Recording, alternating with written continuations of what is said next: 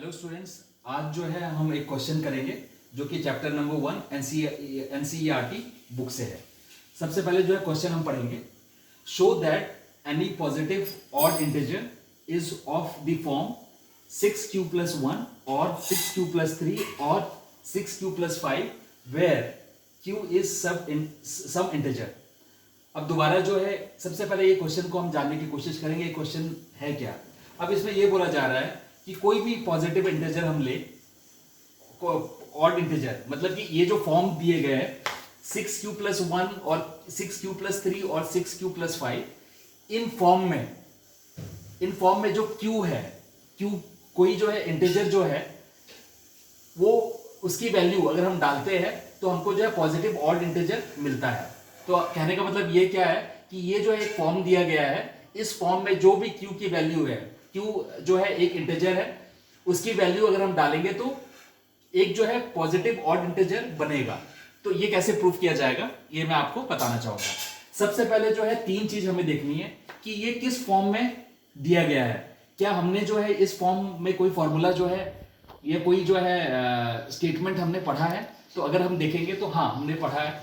ये जो है अगर आप देखोगे इसको सॉल्व कैसे किया जाएगा, ये हमने यूक्लिड डिवीजन लीमा में आपने देखा था कि a जो है a equal to b q plus r. तो ये जो है उसी फॉर्म में आपको नजर आ रहा है। तो हम जो है बाई यूक्लिड लीमा मेथड से इसको जो है सॉल्व करेंगे। तो सबसे पहले स्टार्ट करने के लिए हमको जो है एक a मानना पड़ेगा क्योंकि a मिसिंग है। इसमें जो फॉर्मूला था हमारा a equal to b q plus r, ये हमारा जो है यूक्लिड फॉर्मूला था। इसमें वेयर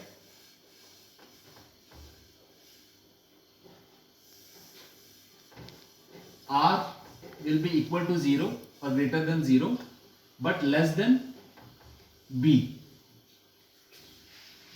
अब यहां पे हम ले लेते हैं let a be any positive integer. एक जब पॉजिटिव इंटीजर हो गया तो इस फॉर्म में हम लिख सकते हैं bye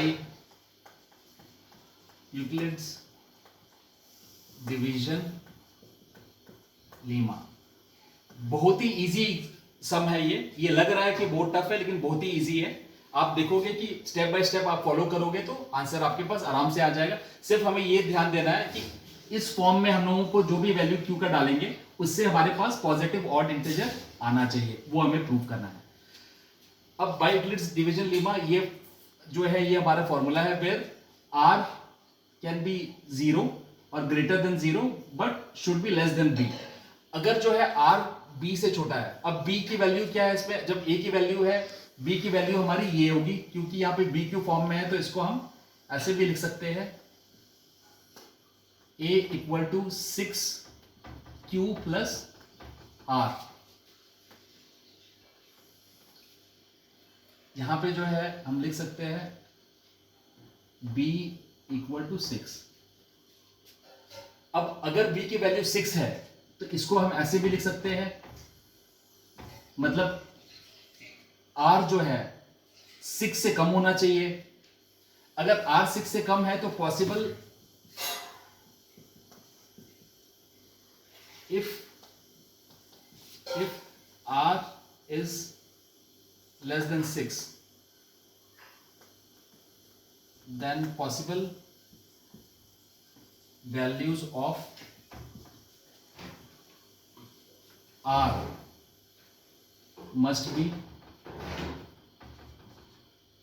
0 1 2 3 4 5।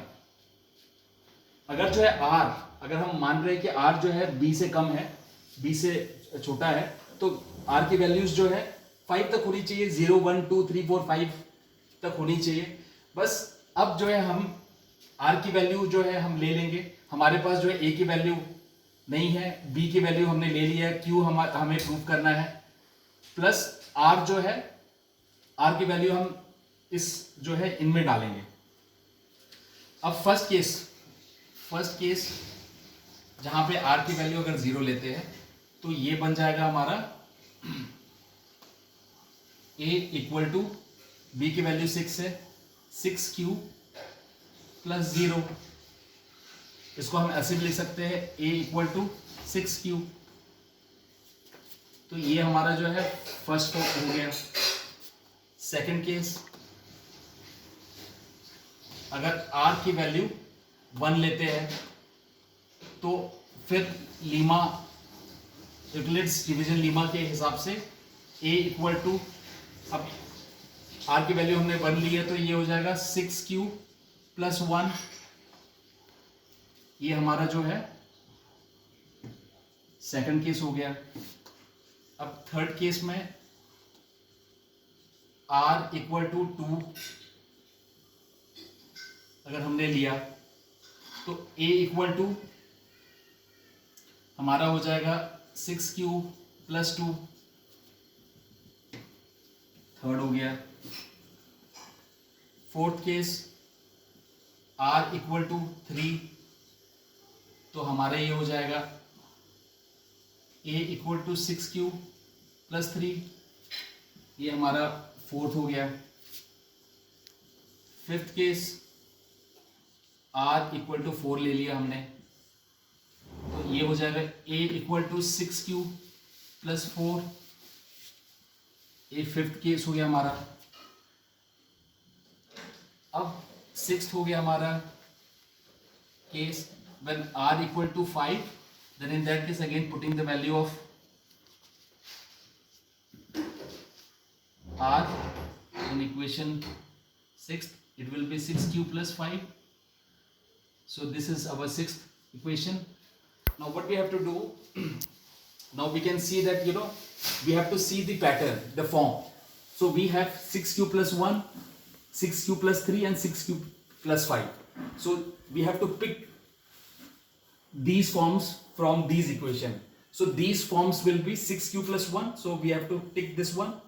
6q plus 3, so again we will pick this one. 6q plus 5, we will pick this one. So now what we have to do is so we will write these forms here, okay? So now it will be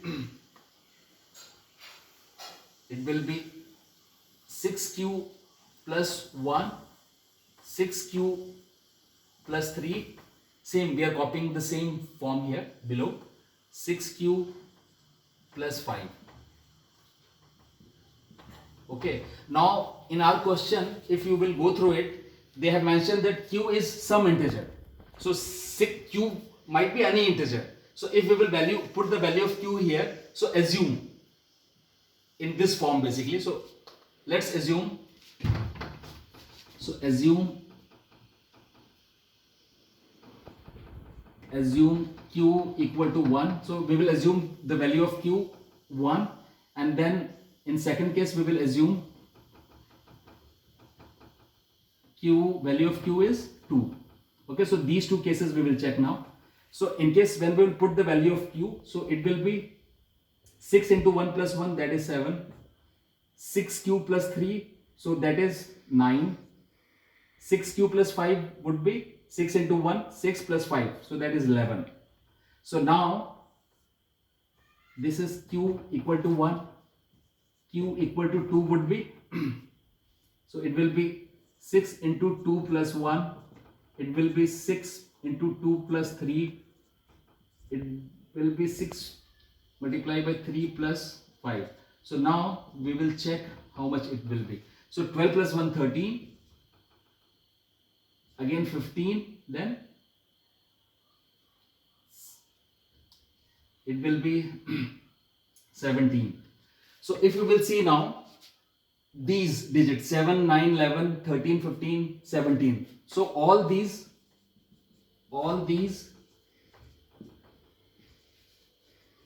numbers are odd integer. Whereas if you will put the value of q in these equation, in equation 1, that is a equal to 6q, then a equal to 6q plus 2, And the third equation was 6q plus 4. Whereas if you will put the value of q 1, if you will put the value of q1 in these equation, you will get 1, this is q, you will get 8, and you will get 10. So these are even numbers, these are even integers, whereas these integers are odd integers. So that's what we have to prove. So hence you can, hence proved. So what is proved basically? So if you will put the value of the value of q, if you will put in these forms, then it will be a positive odd integer. So hence proved. So this is what we have to prove. So the crux of this particular solution is just go through the question again and again, and then you will find the solution in the answer only. So first of all, see the pattern. So this pattern is similar to Euclid's division lemma. So only we have added, we have assumed a as a positive integer, okay, and then basically we have the value of, then r basically value of b we got from the equation only, and then we have just processed it, and then we have able to prove the question as well. So this is very simple thing. So next time we will next time again we will cover up second question from NCERT book. Thank you very much.